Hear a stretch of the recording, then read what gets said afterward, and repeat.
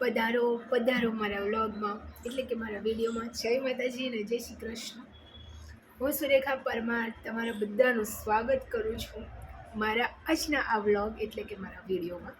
બરાબર, મારી જે આ યાદો હું બનાવી રહી છું, સમેટી રહી છું રોજે રોજની, એમાં ક્યાંક ને ક્યાંક તમે બધા મારા જીવનનો હિસ્સો થઈ રહ્યા છો, મારી યાદોનો હિસ્સો થઈ રહ્યા છો, અને જે મોટિવેશન મને આપો છો, સારી સારી કમેન્ટ કરો છો અને હિંમત આપો છો, એની માટે હું તમારા બધાનો ખૂબ ખૂબ આભાર માની રહી છું મારા આ વિડીયો થકી. તો કાલે મેં જે વિડીયો મૂક્યો હતો તો એમાં સાચેમાં બહુ જ પોઝિટિવ કમેન્ટ આવી રહી છે બધાની. તો હું સાચે દિલથી તમારો બધાનો ખૂબ આભાર માનું છું આ હિંમત આપવા માટે અને મારી માટે પ્રે કરવા માટે, મારી માટે પ્રાર્થના કરવા માટે ખૂબ ખૂબ આભાર. અને હું પણ માતાજીને પ્રાર્થના કરીશ કે માતાજી તમને સ્વસ્થ રાખે ને મસ્ત રાખે, બસ. કારણ કે જીવનની દોડામાં, જરૂરિયાતો પૂરી કરવામાં, પરિવારના સપના પૂરા કરવાના, મારા પોતાના સપના પૂરા કરવામાં હું ક્યાંક મારા શરીર ઉપર ધ્યાન ના રાખી શકી. હું એવું જ કહીશ તમને, કારણ કે હમણાં જ હું 1.5 વર્ષ પહેલાંની જ વાત કરું કે હું એક એવા સમયમાંથી ગુજરી રહી હતી કે હું સાચું કહું છું, એ ટાઈમે મને ઘણીવાર તાવ આવતો. કેટલાય દિવસો મને યાદ છે કે હું બરોબર ખાતી નહીં, અથવા એક ટાઈમ ખવું ના ખવું એવું હતું, રાત્રે મોડા સુધી સૂતી નહીં. તો ક્યાંક ને ક્યાંક મેં જ મારું ધ્યાન નહોતું રાખ્યું અને એનું પરિણામ અત્યારે સારું નથી. પણ હું તો એવું જ કહીશ કે બસ બધી વસ્તુ સાઈડમાં મૂકો. કંઈ પણ હોય, શારીરિક રીતે કંઈ પણ તકલીફ થાય તો પહેલાં સારવાર કરાવવા ઉપર ધ્યાન આપો, બરાબર. એક બીજી વસ્તુ કે પ્રાઇવેટ હોસ્પિટલવાળા ફ્રોડ કરે છે એ હું તમને કહી દઉં. બધા નહીં કરતા હોય પણ કેટલાક તો 100% કરે છે, એ કહી દઉં. હમણાં જ 7-8 મહિના પહેલાં જ મારું આંગળીનું ઓપરેશન થયું હતું એક પ્રાઇવેટ હોસ્પિટલ દ્વારા અહીંયા ન્યુરાળેથી.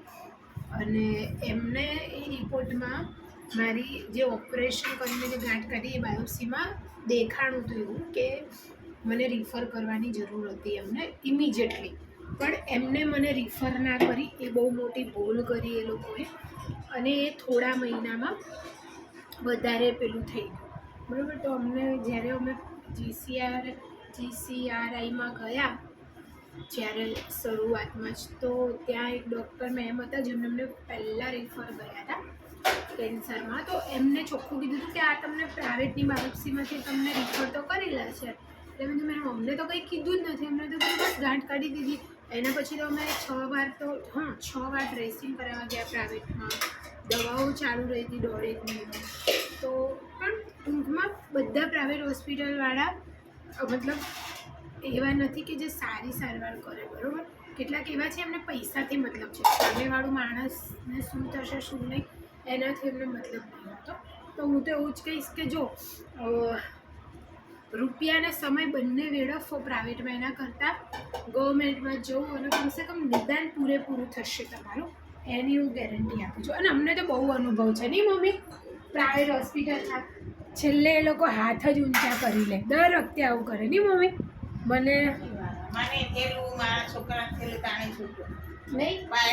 મારા મમ્મીને બી એ કિડનીમાં એકવાર મતલબ એમને ગેસ થઈ જતો હતો અને મને એવું થયું કે હું સરકારી હોસ્પિટલમાં લઈ જઈશ તો કંઈક ત્યારે નાની હતી એટલે મને બહુ લાગતો.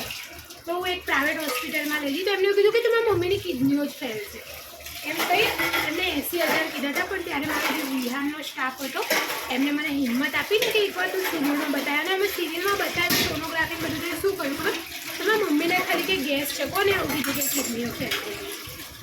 ત્યારે બી અમને કડવો અનુભવ થયો. તો બીજું મારા ભાઈ જ્યારે બહુ બીમાર હતા હમણાં 4 વર્ષ પહેલાં, ત્યારે એ સાવ મતલબ હોશ જતા રહેતા.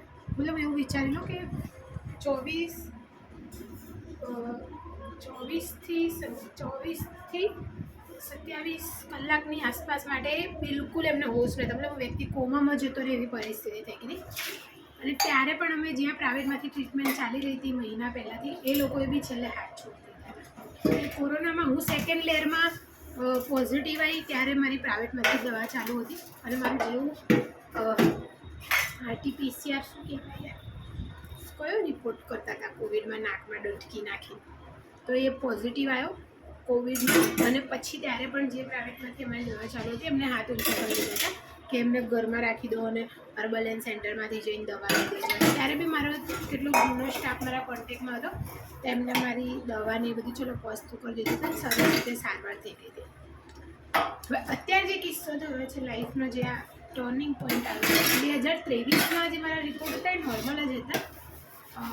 પછી કન્ટિન્યુ એના પછીથી ખબર નહીં શું થયું શું નહીં. સેકન્ડ ટાઈમ ગાંઠ થાય એટલે મને એવું થયું કે આટલા બધા ધક્કા ખાઈએ સરકારીમાં, અત્યારે નોકરી બી ચાલુ હતી અને હમણાં મારી માટે જવાબદારી બી છે, ઘર કર્યું હતું, એટલે તો મને થોડી ધક્કા ખાઈએ એના કરતાં લાઈન પ્રાઇવેટમાં પડતું હોય તો કરી દઈએ. તો અમે ટોટલ આમ જોવા જઈએ તો 30,000ની આસપાસ ખર્ચો કરીને ઓપરેશન કરાવ્યું. તો એ ઓપરેશન એમને એટલી ખરાબ રીતે કર્યું અને બાયોપ્સીમાં એમને કંઈક દેખાડવું બધું, પણ અમને કહ્યું નહીં અને અમે 6-7 મહિના તો લેટ થઈ જ ગયા જતાં.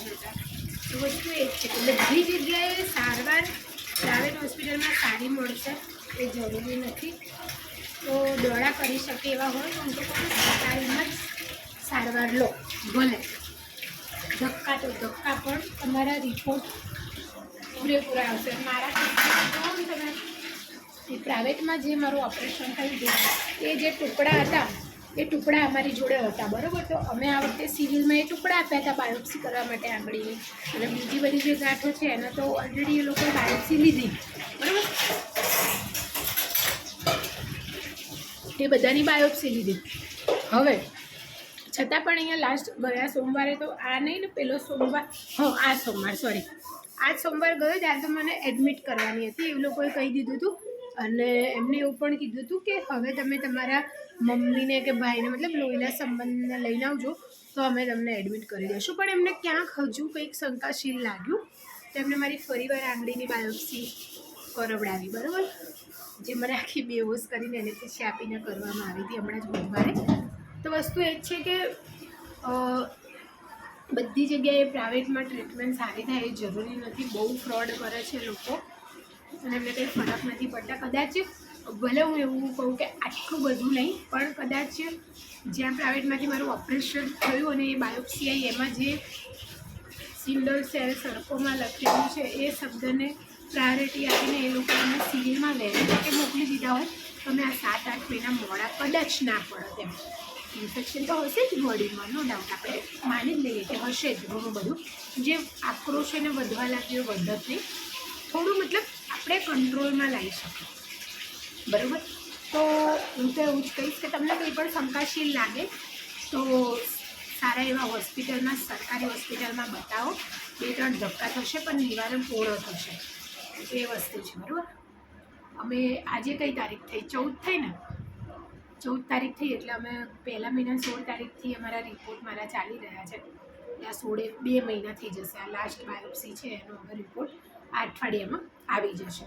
તો આ જ વસ્તુ છે કે ભાઈ તમે થાય તો સરકારીમાં જ જાઓ. બધી જગ્યાએ પ્રાઇવેટવાળાના અને કૌભાંડો બહાર આવતા જ હોય છે, તમને ખબર જ છે. મા કાર્ડના નામે લોકોના હૃદયના જગ્યાએ, ટાંટિયાના જગ્યાએ હૃદયના ઓપરેશન કરી દે, બલૂન મૂકી દે, કેટલા એવા કિસ્સા આવે છે. એમને કોઈ ફરક નહીં પડતો, પણ જેનું ઘરનું મેન માણસ, કમાવનાર માણસ અથવા તો જે ઘરનું પ્રિય સભ્ય જતું રહે અથવા એ હેરાન થાય એમનો ફરક પડે, બરાબર. એ લોકોને કોઈને કંઈ ફરક નહીં પડતો, બરાબર. પણ મેં જોયું છે કે સિવિલમાં છેલ્લી અણી સુધી એ લોકો પ્રયત્ન કરે છે કે વ્યક્તિને બચાવી શકે, વ્યક્તિને સારવાર આપી શકે.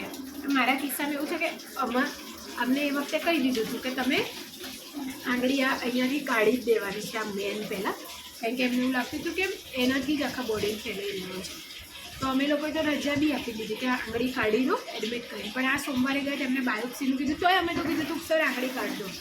એમને કીધું મારા મમ્મી એમને કે આંગળી કાઢી દો તમે ત્યાં. પણ એમને અમને એવું કીધું કે આંગળી કાઢવાની જ છે, પણ હજુ અમે ટ્રાય કરીએ એકવાર કે કદાચ આંગળી બચી જતી હોય અને ખબર પડે એમ કે મેન ફેલાવ ક્યાંથી થઈ રહ્યો છે. બસ એ જ વસ્તુઓ કે પ્રાઇવેટમાં બધા ક્લિનિક કે બધા હોસ્પિટલ કે બધા સ્પેશિયાલિસ્ટ ઉપર ભરોસો ના કરો. હું તો એટલું જ કહીશ તમને. અને બસ ના ભરોસો કરો, બસ. પૈસા ને વ્યક્તિ બંને ખોઈ બેસાય.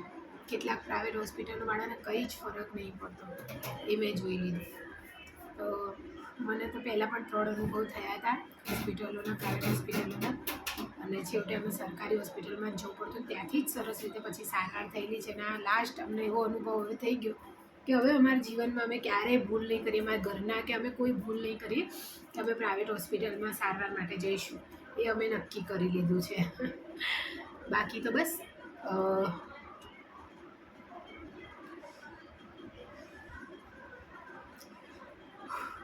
બસ હું નહીં હિંમત હારું, ચાહે કંઈ બી થઈ જાય. કારણ કે મને હિંમત હારેલી મારા ઘરના મારા નિમેશજી જોશે તો એ લોકો બી તૂટી જશે. થાય છે ઘણું અંદર, નહીં હારું હિંમત, ત્યાં સુધી નહીં હારું જે રહેશે. ડૉક્ટર એવું ના કહી દે કે ના બસ હવે અમે કંઈ નહીં કરી શકીએ. કારણ કે મને મારી મા ઉપર વિશ્વાસ છે. મારી મા પોતે ડૉક્ટર થઈને મારી સારવાર કરવા આવશે ને એ જ બધા રસ્તા ખોલશે. થઈ જાય દિવસમાં 3-4 કલાક એવા આવી જાય કે મને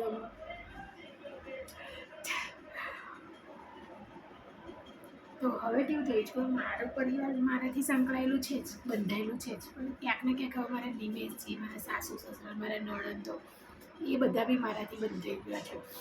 એ પરિવાર બી ક્યાંક ને ક્યાંક મારી માટે દુઃખી છે, મારી માટે એ લોકો તકલીફમાં છે. તો વધારે દુઃખ થાય છે કે મારા કારણે આ બધા સ્ટ્રગલ કરતા થઈ ગયા છે. મારા નિમેશજી તો ખબર નહીં, મા પણ સાચું કહું છું એટલા પુણ્ય નહોતા કર્યા. મારા નિમેશજી મારા જીવનમાં આવે, હું બહુ લકી માનું છું મારી જાતને. હાથ નહીં મૂકતા મારો. સો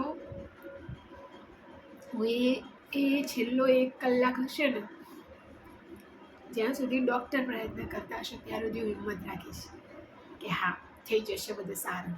ત્યાર સુધી હું નહીં હાર, એ મેં મારી જાતને પ્રોમિસ કર્યું છે.